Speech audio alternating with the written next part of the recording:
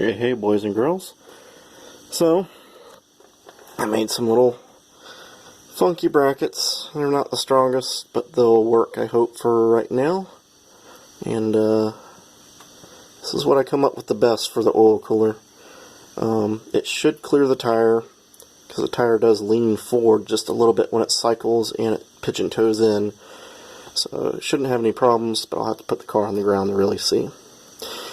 So that's mounted there with little homemade brackets, and mounted to the fender bolts up there, and it's mounted to the mud flap bracket there. And then I got the oil filter mount right there. Running my hoses. I may have to put a 90 or something here. I'm not sure what I'll have to do there. I got the fittings on the AN adapter piece. And let's get up here. Sorry for the light. There we go. Got the better breather box on.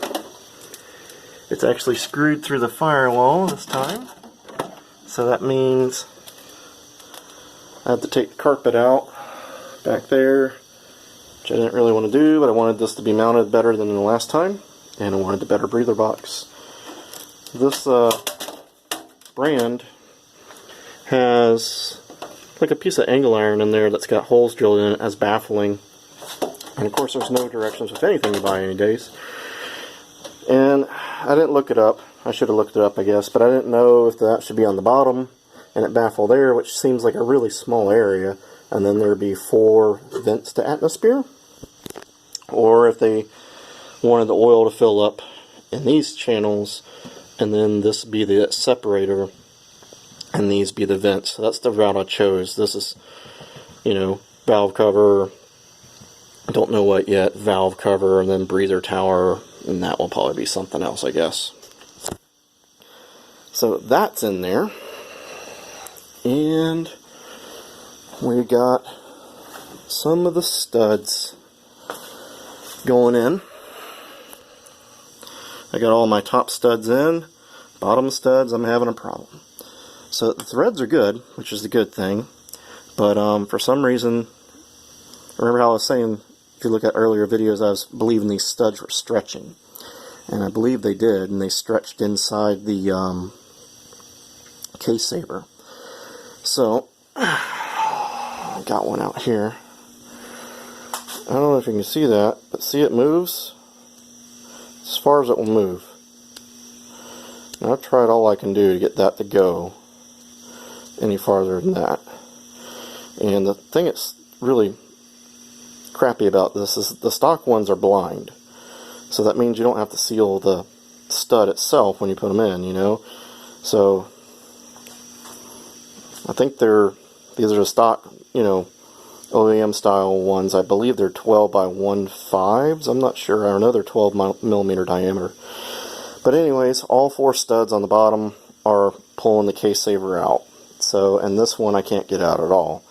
So I'm not sure what I'm going to do here. I'm probably going to go buy some case savers just and measure the thread, you know, count. I think they're 1.5s, but I don't remember. I'll have to take it and get it measured up.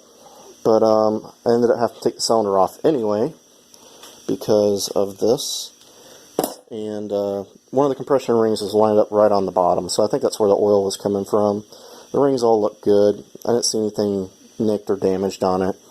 I believe that's just what it was. Is it was the second ring too, so it's the one right by the oil control ring that was laying on the bottom. So I'm thinking that's where I was getting a little bit of oil in that cylinder.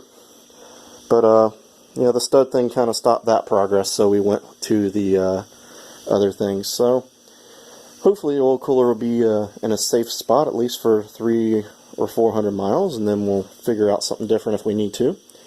And that's about it, guys. Making a little bit of progress every day. Just gotta get out here and do it.